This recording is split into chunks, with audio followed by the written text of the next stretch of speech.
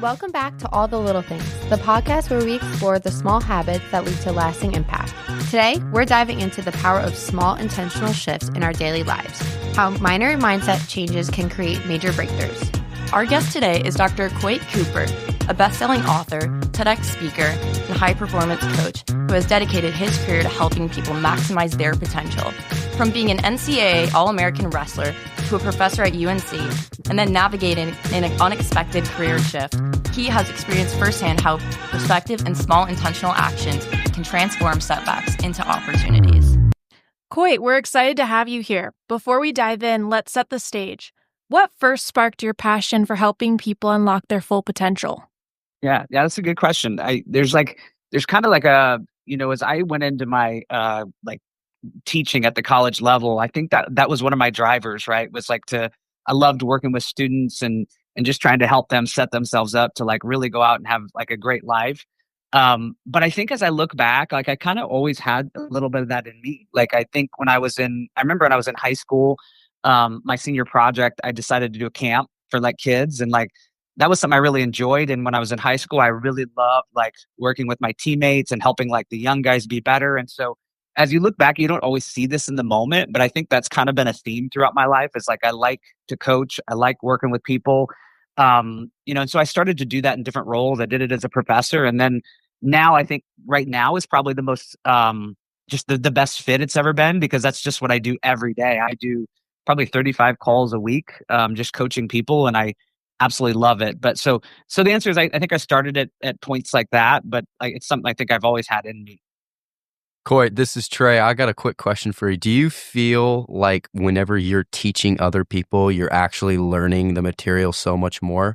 I know I've had conversations with my dad that also does coaching calls. Him and my mom do marriage counseling. They coach other people in relationships. And he says that whenever he is teaching other people, it actually hard drives into his brain even more. Can you kind of debrief a little bit on that? For sure, 100%. Like a great example is like I was out the last 6 days. I was in Los Angeles working with a team, and so I came back and I was reading a book, and it like there were a couple of ideas that really like just resonated with the whole system I'm trying to teach. And it was this idea around, I'll just give you a little bit of framework, and then I'll kind of go about like how I've worked it today. So one of my whole things is like helping people shift their entire systems. I think we're way too heavily external oriented.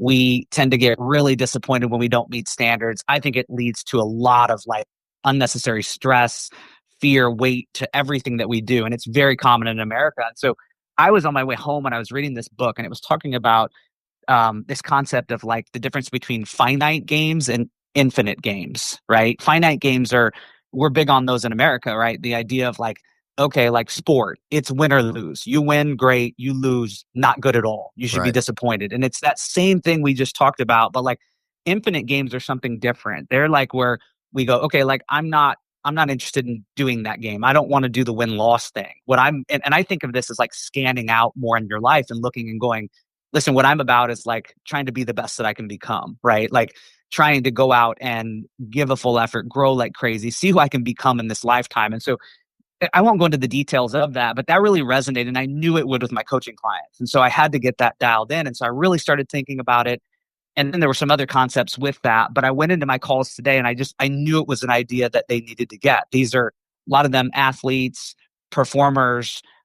They're trying to make sure that they don't have too much pressure. They want to make sure that they're operating from a more flow state. And so I went in today just with some notes, but just taught it as well as I can. And what's super, super cool is like, as you go along, you find those things that really resonate with people. You adjust, you tweak, but you start to really learn the materials, and you get to learn not only through the reps, but you get to learn the way they respond and what really lands with people. And so that it's super cool that way. And then I've also found that as I coach people the best I can, they start to evolve, they start to personalize it. I think I probably learn as much in a week cumulatively, excuse me, no, say we that know wrong, what but you're like I learn as much from that, just from learning from them. My clients teach me a lot, and it's like I used to think I needed to be the one only doing coaching, but as they grow, I learn from them, and then I can turn around and give more to all the people I'm working with. So no question, like when you're teaching like you're just learning like crazy. So yeah, no, it's a really important part, I think, of being a coach and a teacher. And you need to, you need to embrace that, because that repetition is super, super big. Wow, that's awesome, man. I play basketball for High Point. I'm a senior, and on our top wall, Nito Cobain, the president of the school, wrote, Yeah. "Be gracious whether you win or lose." So it kind of Yeah. resonates with what you're saying, just having an understanding that it's not all about winning and losing, but it's more about the journey and just falling in love with Yeah. the journey and understanding that, if we're playing for other people, if we're performing for other people and what they think of us, it's just going to perish, and it's going to, it's going to lead us down a Yeah. path that is, going to be, we're going to be super anxious. We're going to be super empty. But, myself, like I've talked with my guys on the team, like I'm a Christian. And so like we talk about the audience of one.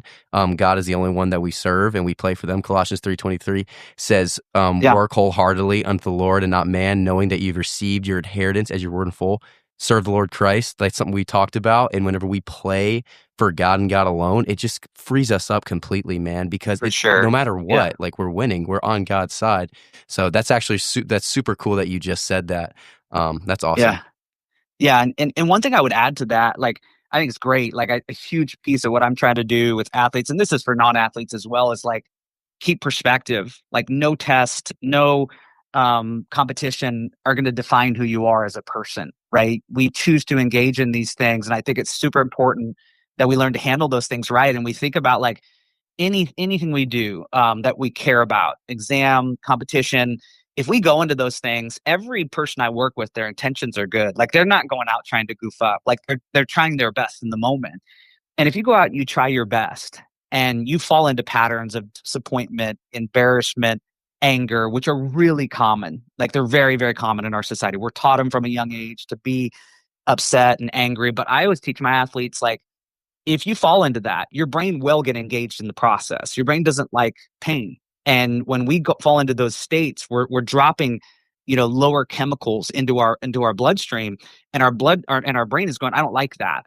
And so what it always does is like, well, how do I get away from that? And it's going to look for association blame, and it's going to turn around and it's going to blame the exact thing that you were doing. So if you want to be free as a competitor, and you're feeling disappointed heavily for any length of time on the back end, you're cultivating fear.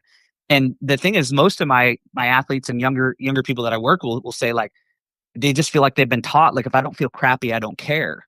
And I always say, listen, if you care, you'll work hard not to feel crappy, and instead you'll get to growth as quickly as you can.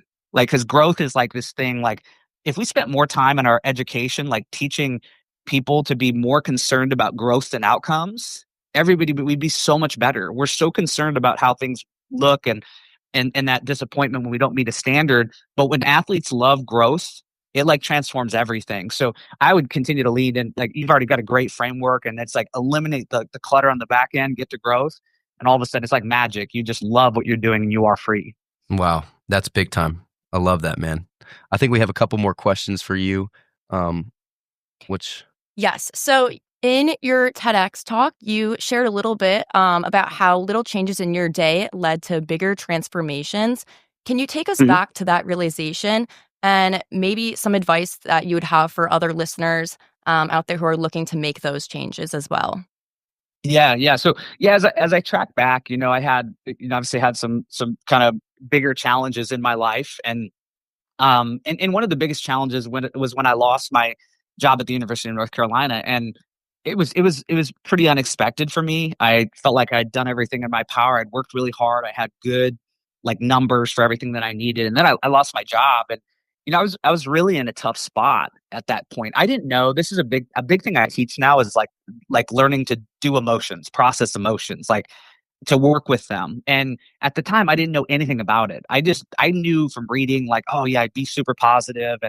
And so I was saying all the right things. I was saying, everything happens for a reason and things will be good. And that ended up being true. But in the middle of that, like, I was feeling a lot of, I think, disappointment, embarrassment, like a lot of these types of things. And so, and if we get the time and we want to talk about, we can. But one thing that really helped me was rituals helped me during that time. When you're going through a point where you're struggling, humans, we have a tendency to like definitely get more negative in nature. When we're in lower emotional frequencies, we run negative thoughts. I was doing that. I was focused on what I didn't like about my situation, what I didn't want to happen. And that wasn't going to lead me anywhere good. And so I think I was fortunate. I tell people, I wish I could tell you the starting point was something like profound, but I was scrolling social media one day on Facebook, and there was a video from Robin Sharma, and he was just talking about the power of like two things. Like number one, rising early in the morning and setting the tone in your day. And he was talking about like you'll get up at 5 a.m. and do the second thing, which is read the right books. He said it will like transform your life. And I didn't like where I was at. And I'm the type where if I see something like that, I'll go, okay, I'm going to do that. And I just started to do that. And I just started to wake up early and read every single day. Two things happen. Number one is I wasn't used to waking up at 5 a.m. And so it would sort of work. It would work well in the morning, but then I would go to work and I would teach my classes, and then I'd come home, and I had young kids at the time, and it'd be like 4 p.m. and I'd just fall asleep on the rug. And I just imagine my wife being like, get up, you bum, like help us. And so that was the first thing that happened. The second thing that happened was that this was the impactful part for your readers. That waking up and not touching my phone and making the first thing that I put into my mind, like productive books, was like, it was crazy impactful. I started to notice myself becoming like more positive, more optimistic, like authentically optimistic. And then when you read all the time, like you read consistently, you stumble upon ideas. And so for me, it was just starting with reading, rising early. That was game changing alone. But then you start to read about things like the power of gratitude, and you read it one time, and then you read it another time, and then you read it another time, and you start to go, I should probably do something with this. And then you go into like working on gratitude, and you go, oh my gosh, like it blows your mind, because it like really starts to change you. And I did that with things like that. I did it with meditation. I did it with a lot of these different habits, and they just made like profound differences. And it wasn't like any one day, right? I think it was the cumulative. You were constantly learning. It was impactful. But the thing with habits and rituals is like, the more you work them, the more solid the foundation, the more you see these huge benefits. And I always talk when I'm doing keynote talks, I always talk about how like there comes a point in the talk where I'm talking about the compounding nature of habits. And Brian Tracy, who's like an expert in goal setting and working with people, says like, if you'll work a habit, most people don't want to do this, but if you'll work a good habit for like 5 to 10 years, you'll be like 1,000 times better. Like nobody really wants to fully engage in that type of commitment. But I remember when I first heard that, I'm like, oh, that's crazy, 1,000 times better. Like, how do you calculate that? And I don't think you can calculate that. But from all my experiences, from the habits that I've worked, which I've worked for a lot of years, I believe the 1,000%. Like I believe I've gotten so much better because of the cumulative effect. Because when you do stuff like wake up in the morning and read, there's the impact of like what you read and able to apply that. But there's also the fact that you start to wake up and to become more positive. And as you're more positive, you're lowering cortisol in your bloodstream. You're generating more positive frequencies in your day. You're thinking more positively. And the transformative effect when you pick the right habits and you do them the right way is like you just turn into a different person. So I think the compounding nature is like we have the power to wake up, and most of us, I don't like rituals. Well, all people have rituals. They just have rituals often that aren't super productive. They're like, I don't like rituals, but they get up and they use their phone to the tune of 6, 8, 9, 10 hours a day. And it's actually wreaking havoc on people's lives and their health. And so I just am a big believer in choosing habits that will help you be like the highest version of yourself. And man, when you can do that, it's really amazing. I think what you start to love is just like the person you're becoming. And I think that's like a really, really important part of like living, is making sure we're doing that. Wow, that's awesome, man. So for our listeners out there, what is something that they can practically apply so that they can start doing these habits now? I know if someone wants to wake up at 5 a.m, I'm assuming that you probably went to bed around 9:30 or 10. What are some practical ways that they can actually apply these habits and it can be sustainable so it doesn't just go away right off the rip? Yeah. And I that's a really good question, because when I first started doing habits, I didn't realize it, but I kind of went at them the wrong way. And I think this is very common in our society. We look at a habit, we're like, oh, that I should probably do that. Or you might be excited to do that. And then you don't do anything to set it up. And then you go into it. And there's some very, very common mistakes in habits, meaning, and I teach what's called like a 3P free formula in everything that I do. And the reason why I teach that is because there's 3 common mistakes that people make when they go into habits. And it ends up meaning at some point they stumble and they fail. Number one is they don't prime their habits, right? They don't actually sit down and think about how it could change their life, the benefits it could bring them, the person it could help them become. We just start and we go, I should probably do this, or I think I might do this. And so it's not terrible, but anytime we go in and we go, we should do something, it tends to have like a lower tone to it. So anytime you have obligation, the brain, that's actually pain to our brain, right? And any habit, if not positioned right, most of the time when you're busy, your brain will by default see it as an obligation, and that's pain, right? And so we want to be aware of that, because the more pain we stack with anything, the more your brain is going to look for an out with it. So what I try to do is I try to flip that. So let me go through the last two and then I'll tell you how we use this. The second is plan. In America, we're really big on as much as possible, as soon as possible, go out and do it. It doesn't matter if you feel like it. So we create these plans where we actually overdo it, right? We want to work out. We get to New Year's and we go to like, we're not even in shape, and we go to like a CrossFit place and we think that's good. And then we can't walk for like 2 weeks when we get done with the workout. And it's like, we don't realize, but it's pain to our brain. And then the final thing, which I think is one of the biggest things, is we're hypercritical. And so I teach a lot. The third P is like praise, right? Making sure there's positivity around your habits. Most every athlete that I work with before we work on this goes to this tune of like, they'll go out, they'll actually be fairly effective a lot of the time. They'll start to work something like meditation, and they'll string together 2 days, 3 days, 4 days, 5 days, some of them 7 days, 14, 21 straight. And they literally say nothing to themselves when they do it. But the moment they fall short, they get frustrated, they're critical, they just are hard on themselves. And again, that's pain to your brain. Imagine being your brain where you're going into this and you haven't set it up to be something that's primed right. Your plan is like overbearing. You go through and you're following through for a certain amount of days, but there's no pleasure, and all you do is give it pain. Your brain is looking for it out as soon as possible. So what I teach to be great with habits is, number one, always prime it. Do not start a habit because somebody tells you to, or because you're listening to it and you feel like you should. Actually sit down and say, okay, I'm intrigued by this, but go look at the benefits. And if you look at something like meditation, and the nasal breathing that can come with it, you'll go, oh my goodness, the ability to reduce stress, the ability to drive focus, the ability to increase the energy in my body. And then you start to make it more personal. You go, wow, this could make me better energy in my classes, better energy in my practice. I could dial in my focus. I could minimize nerves so I can go out and like perform to my potential. At some point, you'll be like, oh, dang, like I'm like legit excited for this. Wow. That's associating pleasure. Once you've done that, and I'm kind of a weirdo, like I will literally look it up until the point where I'm like, why would I not do this habit? This habit is about to change my life. And I'm like super excited for it. Then I come along with my plan. And I used to think, again, if somebody's doing it for 30 minutes, like meditation, start with 30 minutes. I tell my clients, I'm like, no, don't do that. Start with something, again, like when it comes to your plan, number one, pick something that you look at that you go, okay, that's very reasonable within my schedule. Like I think I could have a high success rate with that. It's an amount that I could really look forward to, and then you can dial in the details of like the time and the location. But then I tell them, once you know that, right? Once you know why you're doing it, you're excited and you have a plan, then as soon as you do it, like day number one, the third P is praise. And I say celebrate and credit. And this will feel weird, right? Like people are not used to doing this, but I tell them celebration is this, right? When you finish something like meditation, physiologically, if you move your body in certain manners, you're going to release feel-good hormones in your body. When you do, your brain's going to go, okay, what did that?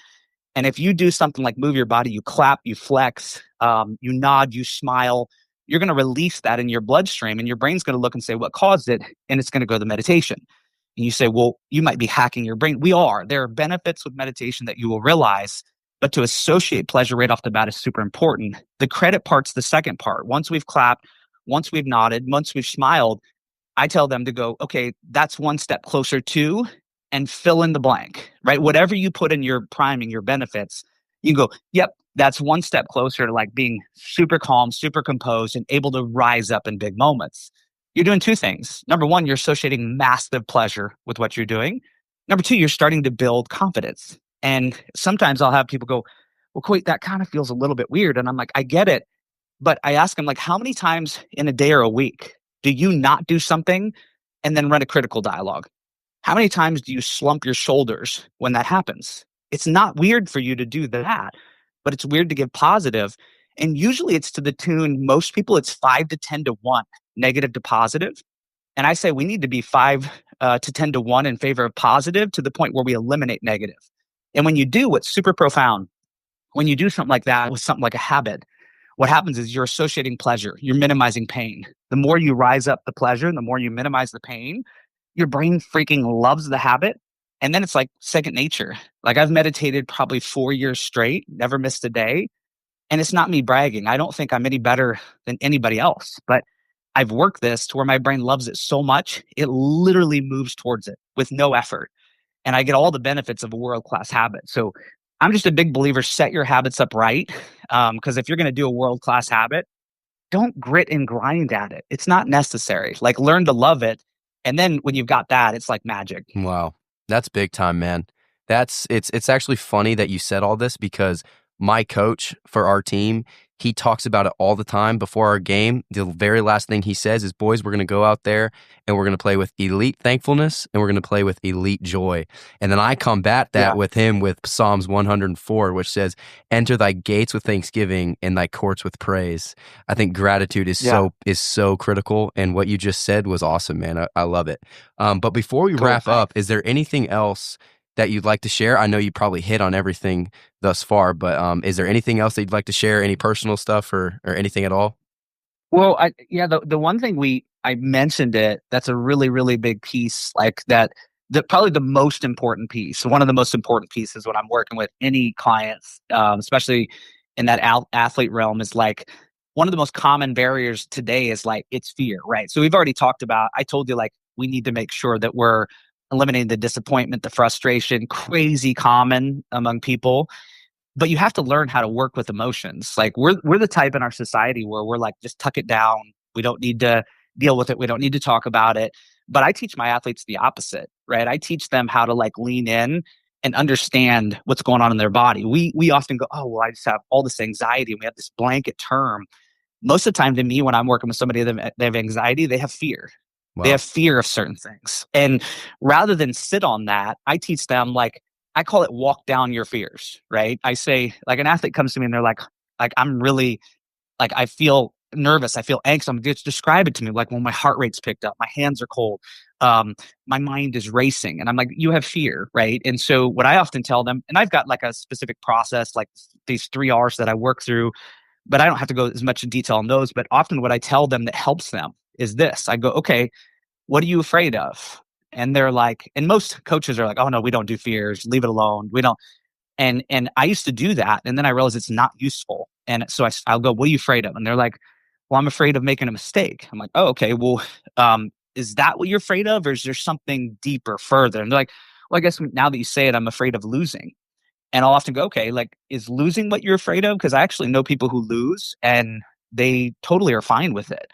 Are you sure it's you losing you're afraid of? And it takes a little bit of time. They're like, I guess what I'm really afraid of is like being embarrassed, feeling that embarrassment, feeling the disappointment. Like, there's crazy common responses.